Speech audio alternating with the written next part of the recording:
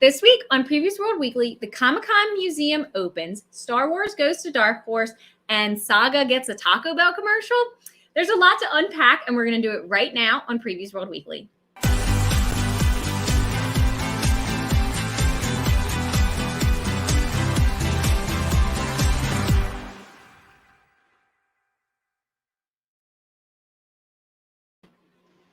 What's up, Previews World? It's Wednesday. It's New Comic Book Day, which means it's time for Previews World Weekly. I'm one of your hosts, Troy Jeffrey Allen. I'm your other host, Ashton Greenwood, aka the Duchess of Free Comic Book Day. It is December, which means that any day now we'll be announcing the Free Comic Book Day titles. So keep an eye on the Free Comic Book Day social pages. Any day now. Any day now. You just know it might happen now, but You it never might know. not happen now. Right now. It might happen tomorrow. We don't know, but you better be there when it happens. That's what you need to know. So, yeah, thank you, Ashton, as always, for reminding us about impending Free Comic Book Day business. Of course. Always cool of you. Always cool of you. But now I'm going to remind people of the Previews World side just for a second. Right? Fair, valid. There's a new catalog out this week, which is truthfully is one of my favorite times of the month. Basically, every month, Previews catalog releases a bevy. Yes, I said bevy. I love that. Of new items available to pre-order at your local comic shop. This month, as you can see on the cover, is Destro of G.I. Joe fame, or more specifically Cobra fame. The thorn in one of the thorns in Cobra Commander's side, and he's got a bust, half-scale bust from Diamond Select Toys that's hitting comic shops this week. I mean, it's available pre-order right now. And on the back cover, or we say on the flip side cover, is Supermassive, which we talked about last week. We talked about the crossover event. I flubbed it a little bit, but all you need to know is if you're reading Radiant Black, this is the expansion of that universe. And this is kind of like a return to normal for Image Comics in terms of it was a house built on superheroes and it became this house of creator-owned indie, do whatever the hell you want, right? Right. So yeah, definitely keep an eye out for that, especially if you're a fan of Radiant Black. I know personally, I saw a few things inside the catalog this week when I was skimming through it. The number one thing that caught my attention was New Masters from Image Comics. I have not heard this creative team before, and Johnny's going to pop it up on the page. Excuse me. Of course, you can go to previewsworld.com/catalog and look at the catalog for free, and also be sure to participate in Previews World Pullbox so you can pre-order directly to your local comic shop. But New Masters kind of sounds like District 9 in a way. It's like a alien colony kind of plants itself in Africa, and it's about this like kind of this struggle.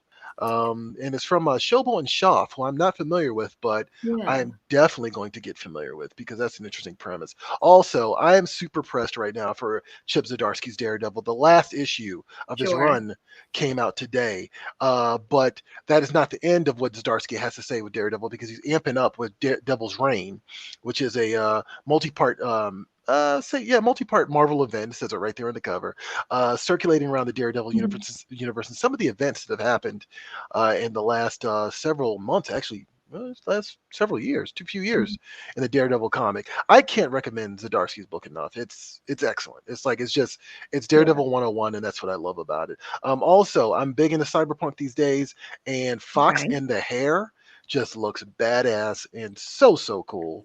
And I am itching to get an interview with the creative team about this. Vault, hit me up. Let me know what's up. Send me an email. Send me an email. Slide into my DMs, please. Let's make it happen. But I thought you might find this cool. So Star Wars has a history of samurai epics, right? Of having a correlation with samurai epics. I feel like Mandalorian was in a way, Star Wars coming back full circle to that, seeing how the original was based very much on Hidden Fortress and Kurosawa films, et cetera, et cetera. And it just so happens that Tamashii Nations has been doing for a while now this series of samurai-themed Star Wars toys. And so they had Ronin Mandalorian and Grogu. Ooh. Yeah. So cool. And it's got some serious Lone Wolf and Cub vibes here for sure, which is definitely the first thing I thought of when I heard they were even doing Mandalorian the way they were doing. I was like, this is Lone Wolf and Cub. Lean into the samurai story. Please go for it. And they did not disappoint. So yeah, if you're a film nerd like me and you understand the correlation, like Ashton and myself do, you might want to check this out. It's steep. It's expensive. Yeah, but look how But detailed it is. Like, you look how certainly get your detailed it money's is. Yeah. worth. Like, just in the armor alone, they've spared no expense. Right. No, exactly. So yeah, definitely check that out, especially if you're a big Star Wars collector, because they've done Stormtroopers, they did Darth Mhm. Vader this way. Yeah, there's a bunch of them they've done, and this is the latest in the line. So if you're collecting them, don't miss out. Be sure to pre-order. Mhm. Use preesroll.com/pullbox and link your comic shop and let them know that you there. I want this thing. Thank you. Hey Sean, what's up? How's it going, man? Hi, Hello everyone. Sean. What's going on? I like that pic you got there too. I'm also rocking the A lot of NASA content gear, today. NASA fun NASA content. Um, so actually, what we're gonna say? Oh yes, Dune. Ashton, I wanted to Mm, circle back to something that we talked about this. Well, this was 2 weeks ago now because we skipped okay. the Thanksgiving episode. Yeah. I came away from our talk about Dune feeling like I was a bad nerd. Oh, no. Okay, I'm sorry. I No, but probably it's made not. you feel that way because I No, really no, but leaned it's into it. but it's not your fault. It's not your fault. I promise you that. It is absolutely not your fault. It has more to do with just my own personal nerd ego. Okay. I feel like I had failed myself in some way because I walked away from Dune kind of like, meh, okay, I guess so. I don't get it. But I ended up watching an episode of Red Letter Media, Mhm. and they framed it in a context that and I look, if I had read the book more than 6 chapters, I would have known Sure, this. absolutely. But they put it in the context that I did not quite pick up on my own, which is like I don't like the chosen one story, the concept Mhm. of the chosen one story. I think it's a little played out, like somewhere around Buffy and the Matrix and Ooh, Lord of the yeah. Rings. I was kind of over it, you know.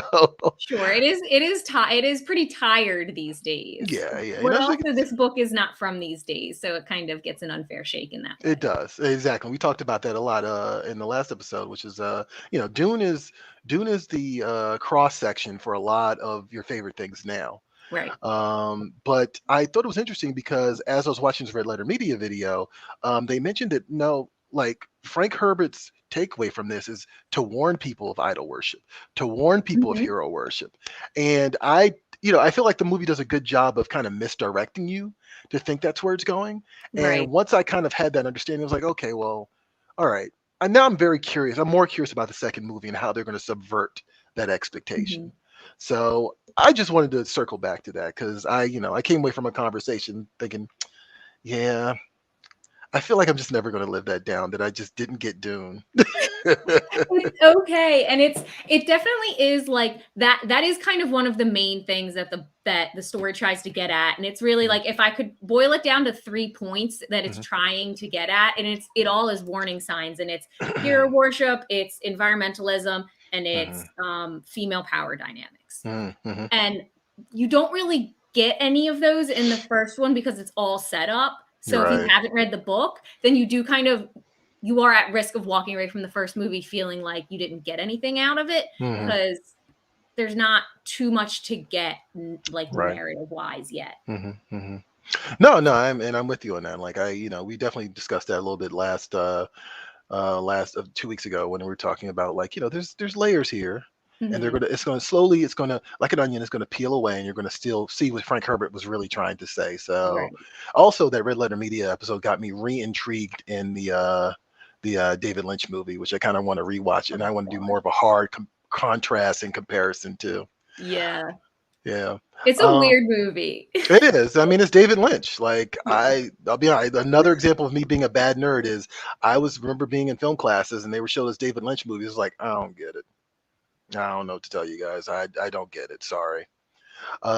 Dave Brown Schindler says this Dune is so much better than any other live version. Well, there's only one other, but yes. I agree. Yeah, I think HBO did Oh like a yeah, that's right. There was a serialized. TV series. That's right. Yeah. Yeah, that's right. I always forget about the TV series. Actually, have you seen that one? I've not. Nope. Interesting. I wonder if it's on. It's got to be on HBO Max, right? It It has to be. has to be, right? It Like, has why to be, wouldn't it right? be? I'm gonna That's- Google it. HBO. All right. Well, while Ashton Googles, we're going to jump over to what's at comic shops this week. We have our picks. You go ahead and Google, Ashton. I'm going to go first. You let us All know what the right, all deal right. is. And after we get some of of Johnny's Choir, we'll let you know what we're picking up this week at your local comic shop. Check it out.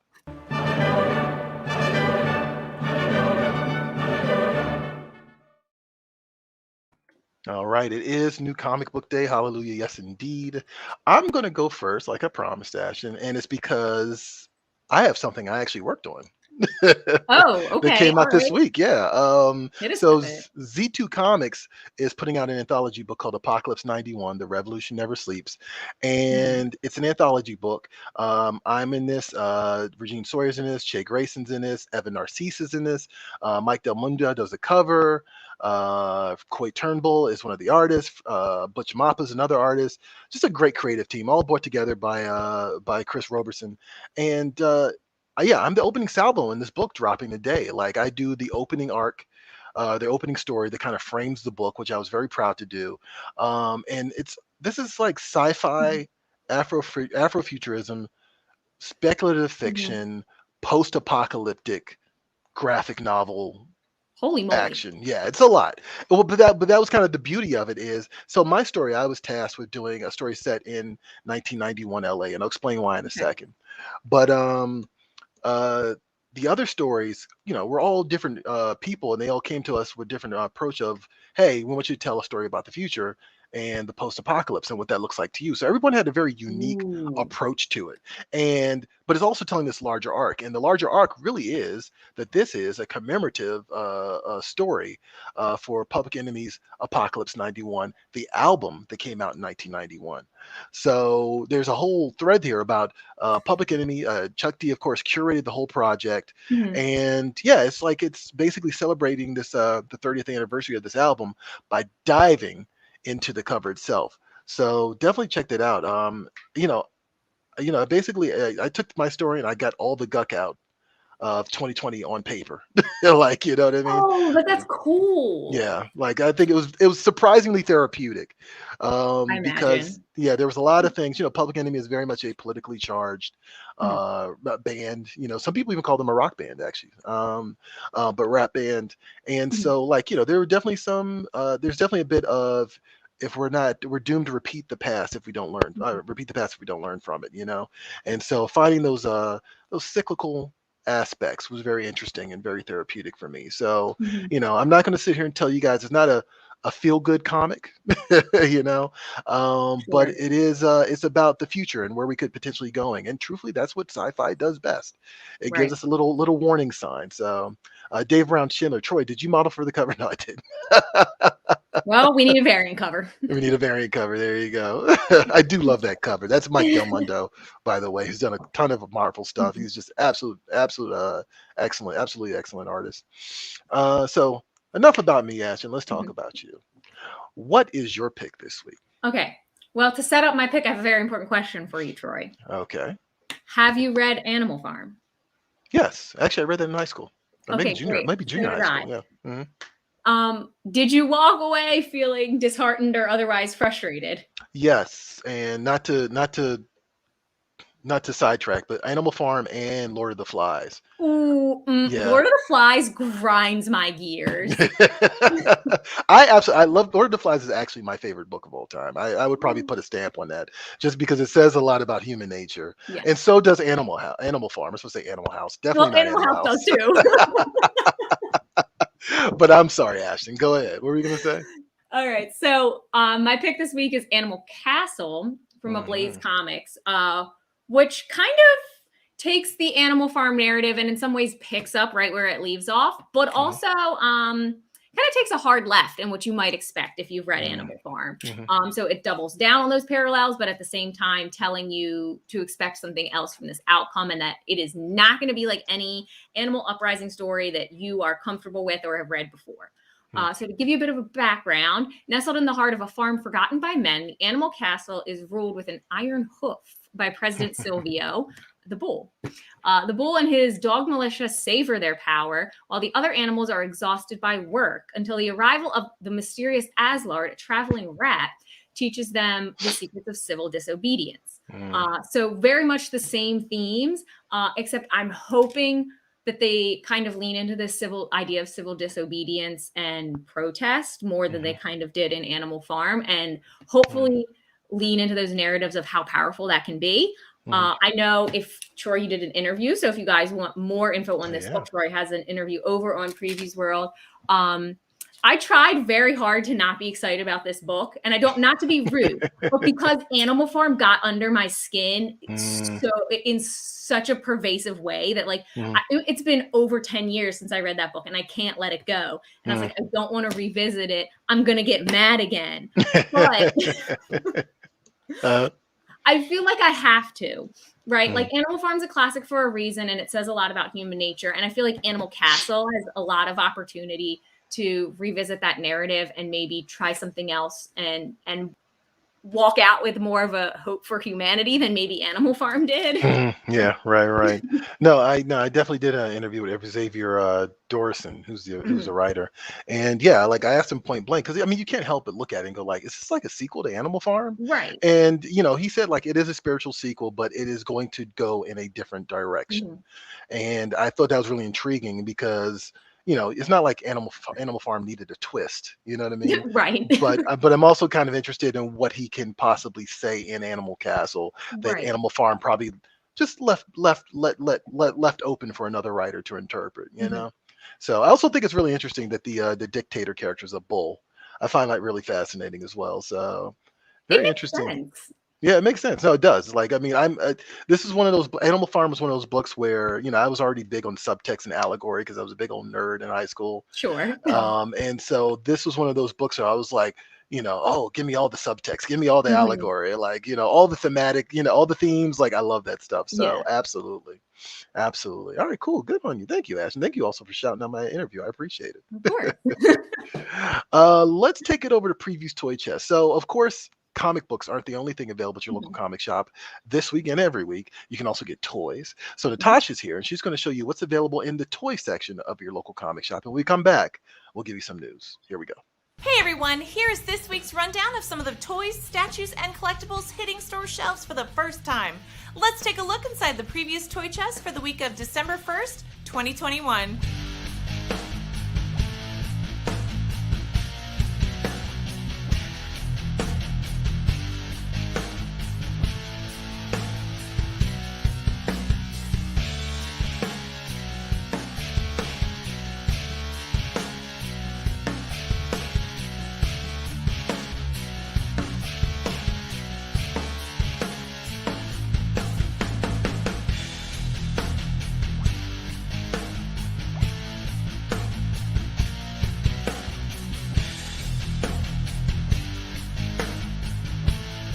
Be sure to check with your local comic shop for availability. And to see more, head over to previewsworld.com/toychest. There you'll feast your eyes on more hot new collectibles. All right, and thank you, Natasha, for giving us a rundown on what's available in the toy section of your local comic shop. I always say toy section, but I feel like comic shops kind of mishmash a lot of the toys in the comics. The whole thing is a toy section, exactly. It's like wherever it needs to work. I mean, it's a big kid official in these local comics at your local comic shop. All right, let's dive into some news. Ashton's here, and she's going to give us a rundown of some of the things that are going on, and we're gonna volley, right? We're gonna go back and forth here. Yeah. Oh yeah. All right. Cool. So I'm gonna help. I'm gonna help with some of the news as well. So here we go. Time for some news.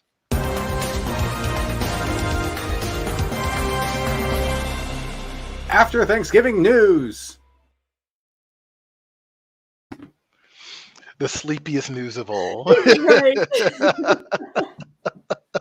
Tryptophan, the tryptophan of news. I love it. Do it from my food coma, live from my food coma. Well, hopefully we'll keep it a little lively. What's going on in the world of nerddom, Ashton? What is going on? So Comic-Con Museum has finally opened. This has been kind of like a anticipated thing forthcoming for quite some time, and it finally opened on November 26th. Comic-Con International, San Diego Comic-Con, however you want to call it, opened. Their Comic-Con Museum includes tons of different exhibits.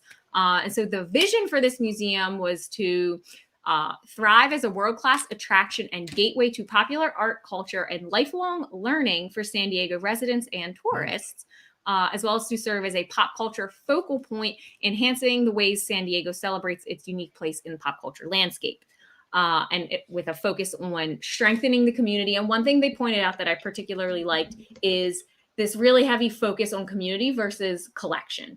And so making this available for diverse audiences and something that can be a shared experience. And so this exhibit features classes and activities, movie screenings, trivia, and tons of different programs and exhibits, really across the board of comics, pop culture, sci-fi, technology, storytelling, the whole shebang. Nice. I'm actually very curious about this. I want to check this out. This is kind of a shrine to popular culture. I can't really think of anything else that has done that outside of like maybe what Madame Tussauds. Right. So yeah, I'm actually very interested. And Lord knows, I mean, if anybody should do it, it should be SDCC. Like they should be the ones that make a museum. So yeah, that's actually really cool. Speaking of pop culture and things that are kind of cool, actually, kicking off in 2022, a new line of all ages comics and graphic novels expanding the Star Wars galaxy from Dark Horse Comics. What? Yeah, what? Yeah, Dark Horse has collaborated with Lucasfilm over the course of nearly 30 years on a variety of comics and art books, from Dark Empire in 1991 to the art of Star Wars Rebels in 2020. Now, Dark Horse is returning to the many worlds of Star Wars with all new stories for readers of all ages. So, yeah, this is kind of a homecoming for Star Wars. Of course, for Dark Horse and Star Wars. Of course, the franchise went to Marvel after the Disney acquisition, right? Which just makes a lot of sense. Sure.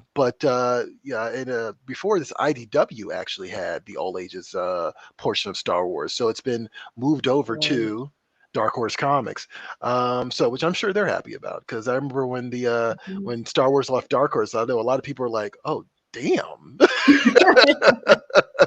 I know a lot of people were like, "What is Dark Horse going to do?" And it's like, they're fine. They have Witcher and Halo. They have all sorts. They have Avatar. They're fine. But it's cool that it's going back to Dark Horse. That, in terms of the old nerds like myself who remember it being in Dark Horse for like so long, it just feels right, For new details about this exciting line before it launches in spring 2022, keep an eye on previewsworld.com. Also available for pre-order now is the Art of Star Wars Visions, based on the animated series now streaming on Disney Plus, which you can pre-order today at your local comic shop. So I guess the big question is, where does this leave Marvel? And that really boils down to Marvel will be continuing the stories for older readers, right? Okay, that was going to be my question. They're going to continue doing the stories that are taking place in between the movies. It seems to be their method so far. So, yeah, but this is going to be definitely for a younger audience, which is pretty cool. So, check it out when you get a chance. Spring 2022, which means it'll be in Previews catalog like late winter, I want to say, give or take. So, definitely keep an eye out for that. What's going on with Buffy? I'm excited for this. Speaking of people that are back, Buffy's back too. She is back. She's a badass. It's all happening. She's here to save humanity again. But in this take, Buffy Summers is the last Slayer around. So she's now in her 50s, and she wages war as a one-woman wrecking crew against the forces of darkness who prey on humanity in the daylight unimpeded thanks to a magical catastrophe that has blotted out the sun. That sounds scary. It does. The same disaster that blotted out the sun also robbed Buffy of her friends and all the other Slayers alive. So she is the last one. And so she's kind of in this endless back and forth guerrilla warfare until she stumbles across something that she hasn't seen in a long time, in the form of a prophecy and a young girl that maybe could be the next Slayer. And so Buffy, the Last Vampire Slayer #1, features a main cover from Ario Andito and a slew of variant covers from a ton of different fantastic artists. So you're going to have to hit up this article on the website if you want to see who else got their hands in this pie. And it's coming to your local comic shop next week. So get excited. Get there early if you want to get a copy. It's gonna be a big deal. It is. No, I'm actually I don't know what it is. We joke about how much we like the post-apocalyptic stuff, right? Yeah. And I am such a sucker for take a character that's been doing for better or for worse, the same thing for the last several years, and put them in a post-apocalyptic setting, snatch all their friends away from them, make them absolutely miserable, and see where it goes from there. And part of the fun is catching up and be like, well, what happened to this character? What happened to Xander? What happened to Cordelia? What happened to Angel? This actually really got my attention. I have to admit that when it comes to the Boom Studios Buffy books, I've kind of been I've been like, I'll get around to it eventually, but this one seems like a good jumping on point. It seems like it's self-contained. So I'm going to check it out because that's got my name written all over it. All right. So file this one under Do We Riot? Okay. I'm 100% ready. Hit me. All right. So there's a Taco Bell commercial that's been making the Uh-huh. rounds, right? It aired after the Monday Night Football about 2 weeks ago, Mhm. and it features Saga's Marco, Mhm. complete, just even down to the shield and the coat. Like it looks like Mhm. Marco, and it's been on heavy rotation on TV, and I haven't caught it on television, but I have seen it a lot on my feed and my social media. Ooh. But it's for Taco Bell. You don't watch a lot of football then, do you? I don't. So actually, I was going to make a joke here that, like, you know, who knew there was a cross section between tacos and Mhm. football and people who read soccer? And nerds. It's the same. I mean, I can't even tell you. I've got to be honest. Like, I saw this commercial like probably 3 times before my brain went, "That's a Saga character." Right, yeah. I'm just like, "Hey, football, this Doja Cat song smacks." Like, and then I'm like, "Ah, it's a Saga character." You're right. I have absolutely no clue how to react. The question very much is, do we riot? Question mark. Like, Yeah. Mm-hmm. I'm not Well, sure what to make of this. well, so like fans online definitely pointed it out. There seemed to be no real indication that Brian K. Vaughan or Fiona Staples or Image Comics were necessarily involved in it at all. Mhm. So that's where the "Do We Riot" part comes into play. It's just sort of like, is this like some costume designer on some Oh, yeah. commercial getting, like thinking they're being really slick by like basically ripping off ripping off Saga, or is this a playful homage, or did Fiona Staples and Brian K. Vaughan know about this? Just so many questions I have, and I have yet to see either one of them make a statement. Now I could be wrong. Maybe they said something about it and I haven't caught it, but thus far I've seen nothing. So It has to be condoned in some way. Like, it's just the similarity is very obvious, and for it to be just like a straight rip with no repercussions seems unlikely. yeah, I mean, it's a possibility. I mean, look, if it's an homage, it's an homage. I mean, that is a thin line. Someone's paying tribute to maybe Sure. their favorite comic, and the costume designer or something, and they just were like, "Yeah, I'm gonna put this in, and nobody will notice." Okay. Of That course seems they like a notice. bad way to attack it. Right. Well, of course, Reddit noticed. They were the first ones to jump all over it, and then, like, of course, it went to Twitter and across the internet. So, yeah, just interesting, and I wanted to point that out because it's very rare that we see that type of, if it is cross promotional, that type of cross promotional opportunity for Right. comic book characters that aren't Marvel or DC. And I think it's a good thing to kind of like spread it out a little bit, right? Like, you think Mhm. comics and everyone immediately thinks Marvel, DC, Star Right. Wars, maybe whatever, probably The Mhm. Walking Dead. But there's Right. so much more past that. So I think it does a good job of spreading it out and doing it in a way that doesn't feel like it's poking fun. Wasn't there like a Walking Dead KFC Taco Bell thing? I mean, probably. Look, I feel like there probably. was. I feel like there was. So who knows? Maybe Images just got the inside I have scoop. this one. Oh, what's Oh, up? welcome. So Producer it Johnny. was an episode, producer John here, by the way. It wasn't directly sponsored by that, but there was an episode of The Walking Dead where there was a scene that was pretty grisly. There was someone getting eaten alive by a zombie. And then immediately after it says, this episode of The Walking Dead is brought to you by Kentucky Fried Chicken. Oh, And it was like they said that it was unintentional, but still the timing of it That's was hilarious. just absolutely That's brilliant. absolutely That's hilarious. I'm actually going to I wonder if I feel like there was like a Taco Bell KFC Walking Dead thing outside of that flub, but I'll look that up while there has to have been. There is no way that The Walking Dead reached the peak of its popularity like it did without any like external deals being struck. Yeah, there had to be. I thought there was some weird fast food Walking Dead thing, but maybe I'm wrong. I don't know. If you guys know, let us know in the comments. We're going to carry on with the show. How about that? We spent way too long talking about comics and food. as I started typing, I was like, actually, you know what? I'm way too into finding out about this. We have to continue the show. Okay, so I just like put it down, Troy. Put it down. All right, here's a trailer for the 10 Lives of Wolverine, the 10 Deaths of Wolverine. So the X-Men books are actually going on a hiatus just for a little bit, and the only X book that's going to be coming out from Marvel for about a couple of weeks is going to be this particular series of stories that focuses on Wolverine. So when you come back, we'll talk about more, but check this out. Here's the trailer.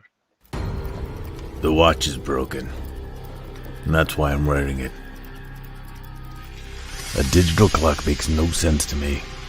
It sells the lie of a singular moment that doesn't exist. It's already gone. A proper watch lets you see the possibility of all time. That's the truth I know from more than a century of living. That's the reality of a world where I could step through a moonlit gate in Tokyo and onto a sun-washed beach in Rio. Time's sideways, and time's forwards, time's backwards, and upside down. Logan. It's time.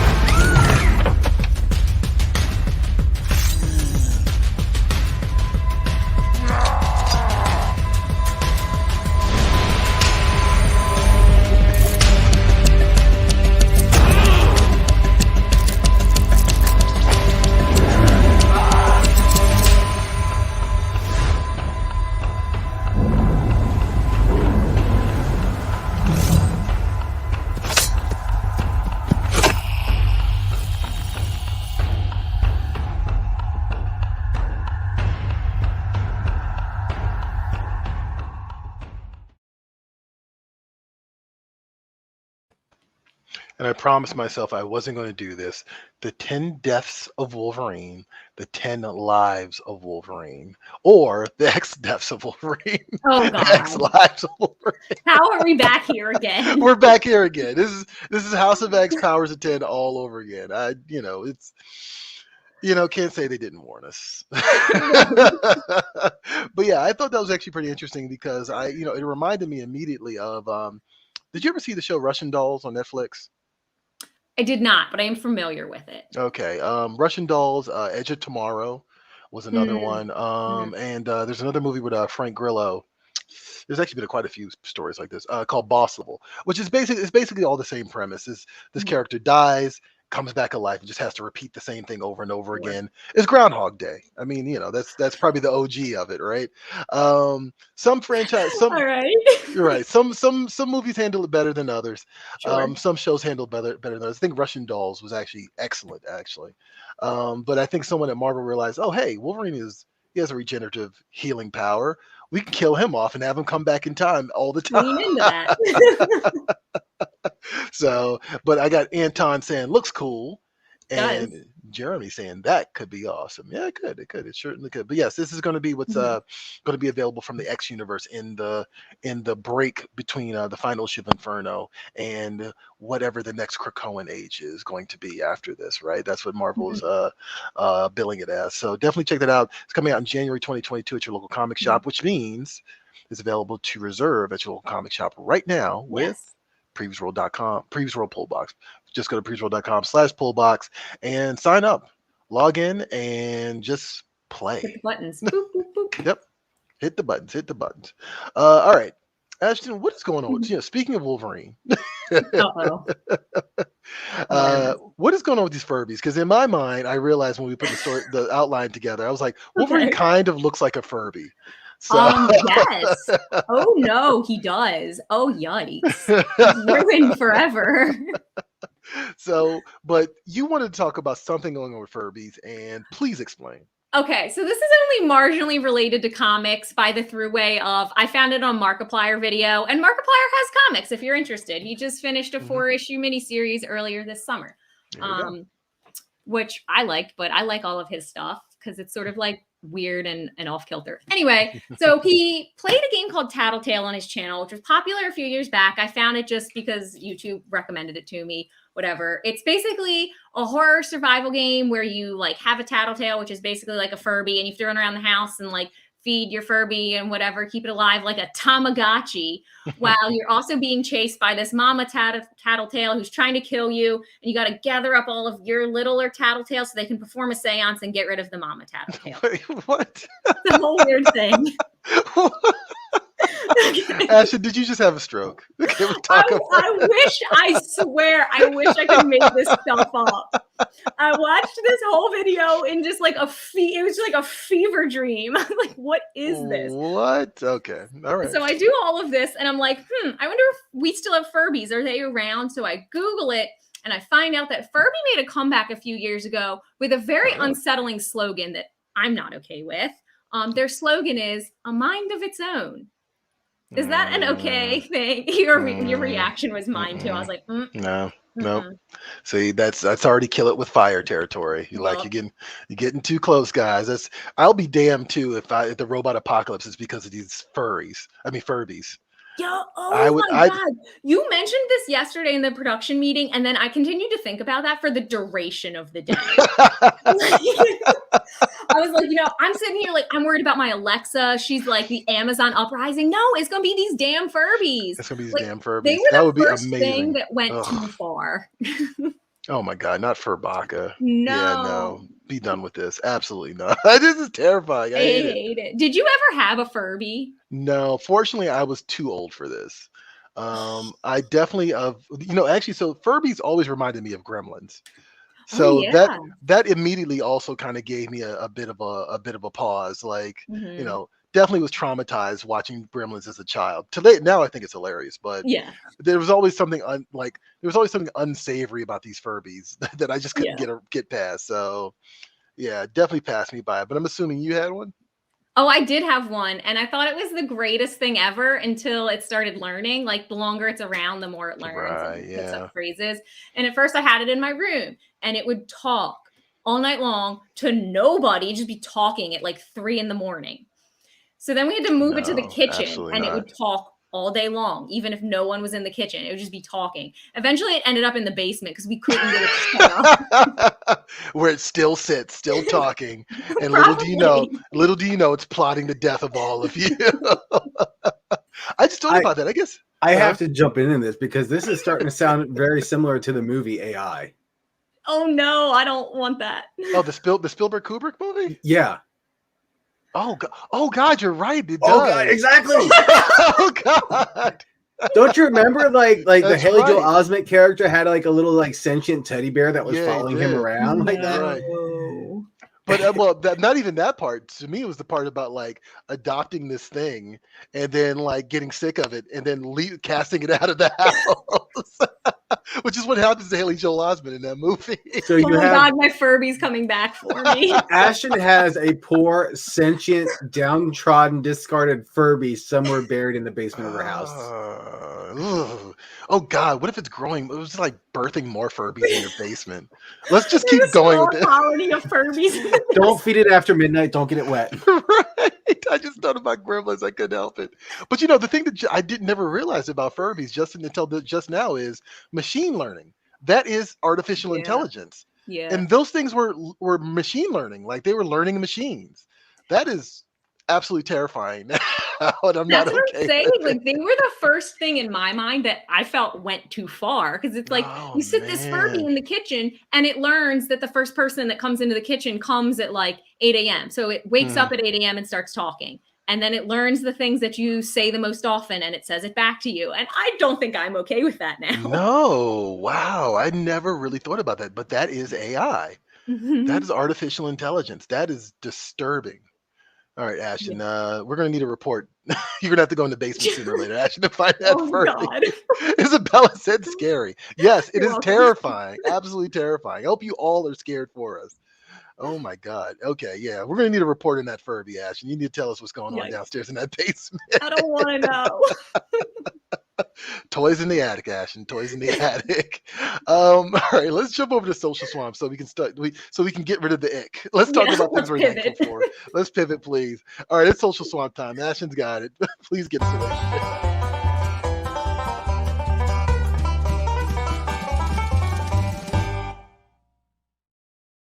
Okay, To be fair, when I pitched that topic, I didn't think it was going to get as weird as it did. But I'm grateful that it did. The Right. singularity is upon us. Oh my God. I'll be so mad if it's Furby that ends up being like the downfall of humanity and births the robot apocalypse. Via Furbies. Oh my God. I have to pop in here real quick because we talked about this in the production meeting, but like, if anyone just wants to continue this discussion, Yeah. Read it up at home. Watch the Netflix film The Mitchells versus the Machines. Oh yeah, that's right. Yeah, yeah. Because there is a scene in that where like sentient Furbies come to life. One of them gets wounded. It's like, Oh, is it actually a Furby? yeah, it's an actual Furby in the like film. a literal Furby. Yes. Wow. Not like a Furby knockoff. It's a Furby. And then Oh, like no, I don't think I the would little watch one gets hurt, and the other ones are like, "We must avenge our brother. Summon the elder." And then a giant, like 3-story tall Furby comes barreling out of the wall. Oh my God. Happy sleeping. I know, right? Thanks, Johnny. Wow, I needed that. Thanks. I'm sorry. All right, Continue. so Social Swamp. All right, so Thanksgiving just passed, and we wanted to ask you guys what you are thankful for. Sorry, in the world of comics. Hopefully, none of you said Furbies. So let's see what your highlights are. Cheryl says that they are embracing diversity more and more. It's awesome. All different types of kids can find themselves in a superhero now, and not just sidekicks. Not that there's anything wrong with them, or mostly unknown characters, but big name heroes as well. Brian says, thankful reading and collecting comics is no longer ostracized the way it was when I grew up. Jonas says, I'm thankful that there is so much out there. There's a comic for everyone. I love that the medium is becoming more accessible. I'm also thankful for the wonderful folks at my friendly local comic shop. They found me some books that I really love.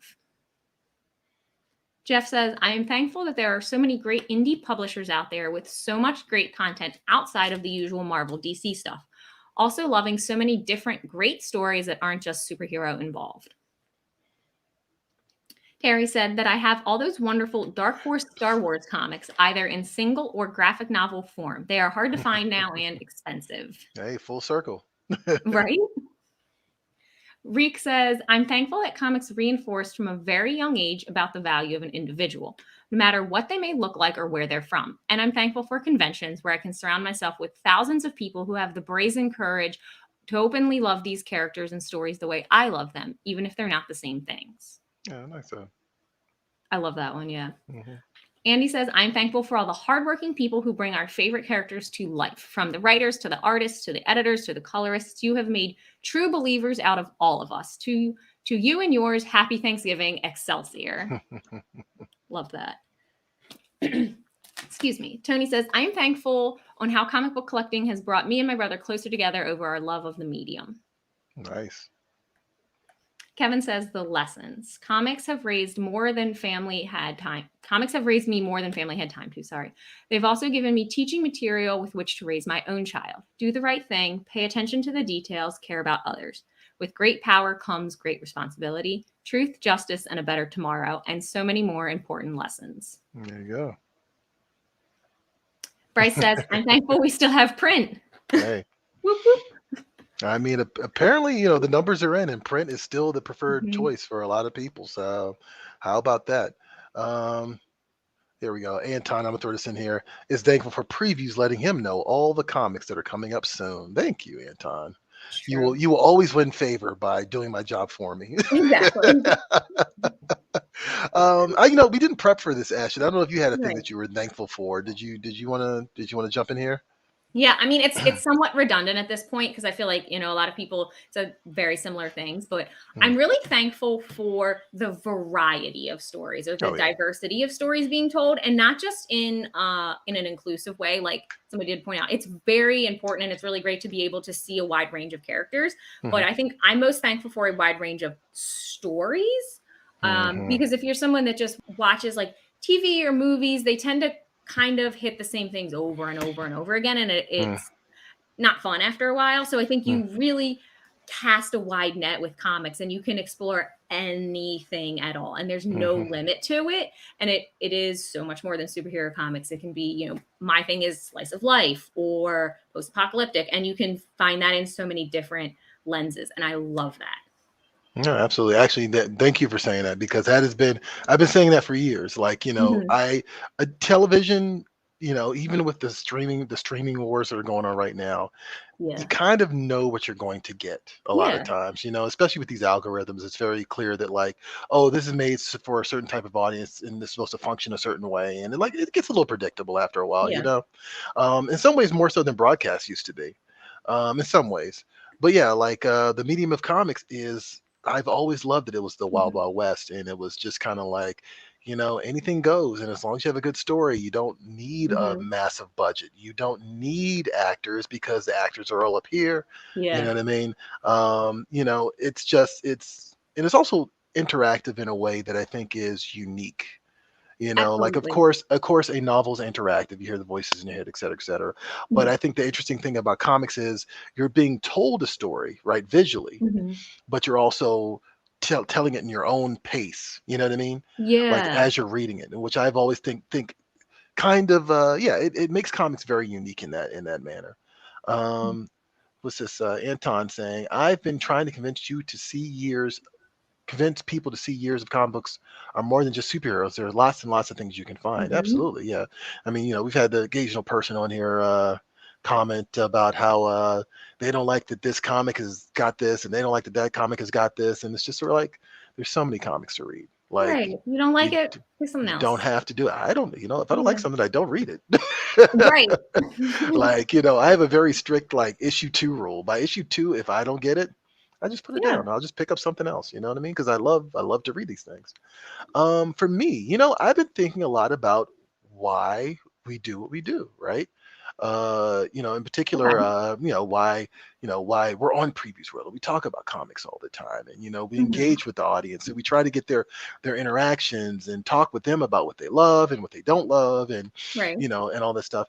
And interestingly enough, I have this. I've moved recently, right? And so the only thing I have right now in this room is like a small TV, this TV here in the corner. So I just kind of put movies on in the background. I started watching Ready Player One again, right? I love Ready Ooh. Player One. I think Ready Player One Okay. is so much fun. And it's interesting when you're listening to a movie as opposed to watching it sometimes, Yeah. because you pick up on different things. And one of the things I noticed is one of the first lines in the movie is another character asks the main character, just like the second line in the movie, "What's the matter? Life got you down?" And of course, this is a story about escapism, right? Like, I mean, Right. that's the crux of the story. Is like this kid goes into this virtual world where he can be anything he wants to be, do anything he wants to do, et cetera, et cetera. And you know, it just kind of reminded me that these things are fun for a reason, right? Right. And because life is hard enough. It just Yeah. is, Oof. And I think, and it's always kind of troubling to me when I see guys like God, what Alan Moore or Bill Maher, Oh God. or even I'm not going to say all of the Snyder cult guys are like this, but some of the Snyder cult people are also like this, where they're just like, it's got to be realistic, and it's got to be dark, and Mhm. the Marvel stuff is made for mental midgets, and like and That's right. Bill Maher's going on about like the juvenile, was it was the simplification of the adults in because of geek culture. And Alan Moore is always talking about like Oh yeah. oh, we need to leave this behind and like move forward. But here's the thing, to all those people, you don't live the lives that other people live. You know what I Right. mean? And you don't understand what people are going through. And unlike you have the luxury of being kind of like, okay, I get to write fiction for a living, or I get to host a Mhm. TV show for a living, or I get to be on Twitter all day and talk about like, Spider-Man spoilers all for a living, like, and whether or not they're going to release the Snyder Cut all day. Like, you are fully ingrained. But for the rest of Mhm. us, including me, we don't have that luxury all the time. And I think that's makes it even doubly important that people should be Mhm. allowed to escape, you know, because life's hard enough as is. Reality is Absolutely. difficult. Oof. It is. So yeah, absolutely. Actually, and I, not to delve too much into personal Mhm. stuff, but I definitely have had a rough week, right? And you know this, Mhm. of course. But we were watching the Hawkeye. I was watching the first episode of Hawkeye, and it was like I got a little misty eyed watching it, you Oh. know. And then there's a bunch of personal reasons for that, but Sure. but I'm sitting there, I'm like, what's going on with my face? You know, Why am I wet? why is my face wet? You know, but like it was just because like, you know, apparently I needed that. And you know, this Yeah. goofy MCU TV show brought it out of me for some reason, you know, and I appreciate that, you know. So there you go. Okay, enough sharing. Sharing. We did our limit on sharing. We for did our them. limit of sharing, you know. Actually, one more share. I can't stand Bill Maher. There you go. Actually, Anton's on the tear right now. He's been saying for a minute, read Oh, Spider-Man right now. It's Oh, really okay. good. Spider-Man in the hospital, and then Riley picking up the mantle now. Actually, yeah, that's going on in the Amazing Spider-Man Beyond story arc right now, and he's been saying that for a second. So definitely, I definitely am interested in that. Free comic book day, just a shout out. Why not? All right, I'll shout out Free Comic Book Day. You know. No, I think that the person was saying that they're thankful for Free Comic Book Day. Oh, okay. Oh, Thankful for comic nice. book Me day. too. There you go. All right. Much appreciated. Actually, Johnny, you might as well hang out here for a little bit because All right. I know you and I in particular have watched Hawkeye at this point. And we do have this week's poll. Mhm. So let's do the poll and then we can talk a little bit about the show. How about that? Okay, great. There's just like a lull there. I'm like, I guess this is me. Right. You know, as Troy pointed out, first 2 episodes of Hawkeye have dropped on Disney Plus. The 3rd episode came out today. So we wanted your kind of initial take on those first couple episodes. Are you feeling good about it? Are you feeling meh about it? Where are we? Yeah, where are we? You know what? I will say I actually thoroughly am enjoying this show. Well, I mean, you were crying over it, so obviously. Right. I was right. Crying's a little strong. It's just a little misty. He was sweating from his eyes. I was sweating from my eyes. Right there. You go. But yeah, no, I'm thoroughly enjoying the show. Like legit, like it kind of got my attention pretty early on. I love this. I've kind of had this belief for a long time, and I think the show underlines it that okay, they aren't giving us Hawkeye from the comic books in terms of storyline, right? But Jeremy Renner has been playing Hawkeye as he is in the comics. He's irritable. He's like reluctant. Like, you know what I mean? He's just like this grumpy dude. And to me, that's how I've always read Hawkeye. He's always kind of been the guy on the Avengers team that like even Captain America's kind of like, oh God, all right. Could you just stop giving me crap for 5 seconds? Like, you know what I mean? Yikes. Like, could you stop backseat avenging for 5 seconds? Like, you know what I mean? And so like, it's just, yeah, that reluctant hero aspect, I think Jeremy Renner properly embodies. And I'm really glad that the series is doing that. What about you, Johnny? What do you think of the show so far? I think it's really good. I mean, I am a shill for anything that's in the MCU, so I love anything that the overall timeline in that world has to offer. It's been really, really long since I've read a Hawkeye book. I think I've only ever read one, and it was My Life as a Weapon. That alone, it's been a long time.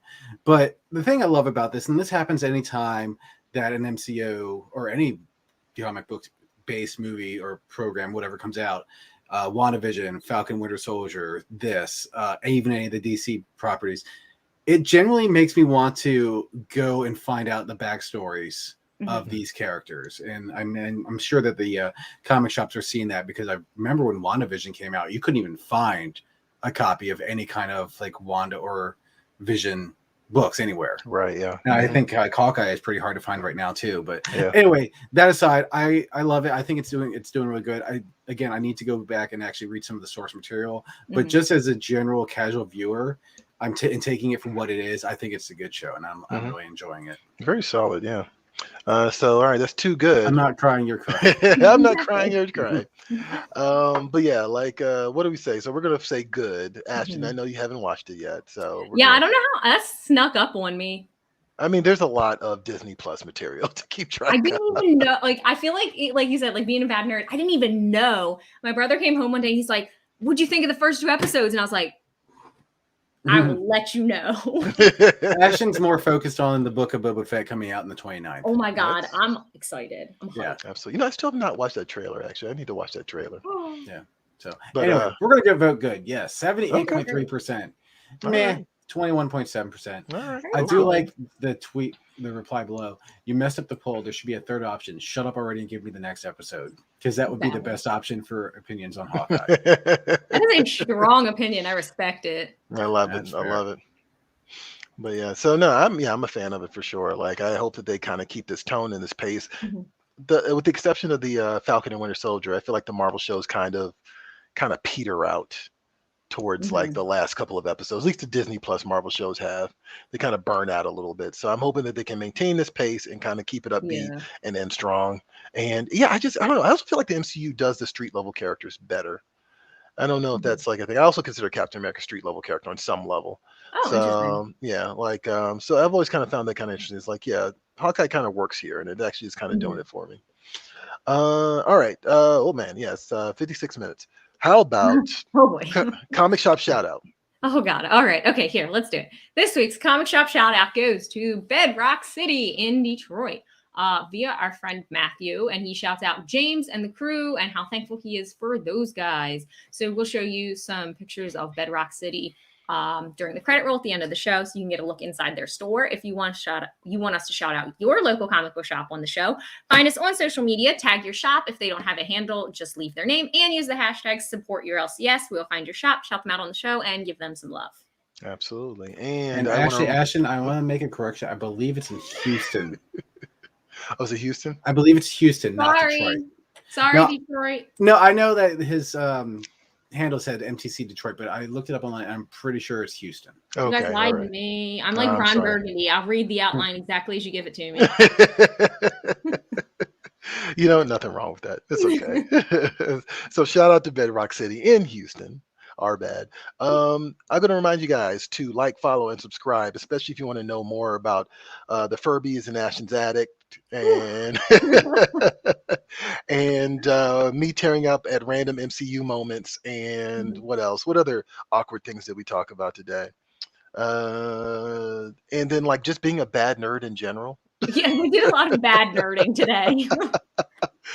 Definitely keep an eye on us. Keep an eye on me at Previews World. That is Facebook, Instagram, Twitter, YouTube, and of course previewsworld.com. And Ashton, where can they find you? You can come hang out with me at Free Comic Book Day on Facebook, Twitter, Instagram, and TikTok, and also freecomicbookday.com to get all of your updates on Free Comic Book Day. Like I said, any day now we're going to be announcing those titles, so keep an ear to the ground. Absolutely. And actually, next week, hopefully I'm not letting this cat out of the bag. We're doing a new episode of The Panel with Anna Mia. I should actually ask her to come on the show. I think she should come on the show next week. I might bug her about that and see if she can come on. But yeah, their focus is going to be Critical Role, Ex Vox Machina, which is a Dark Horse comic series. Actually, the series has been going on in 3 parts. But they're going to focus on the first book. And she's got a crew of guests who are going to join us. So definitely keep an eye out for that. We'll be advertising it throughout the week. And that's it for Previews World Weekly. I'm one of your hosts, Troy Jeffrey Allen.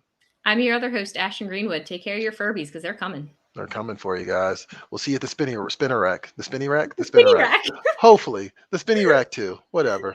Bye.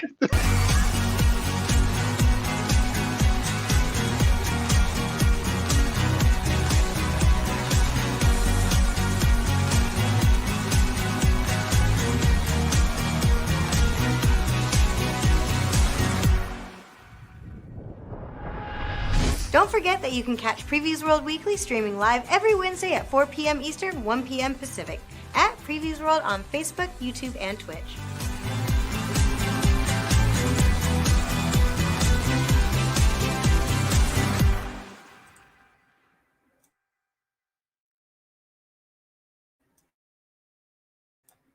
Oh, Furby.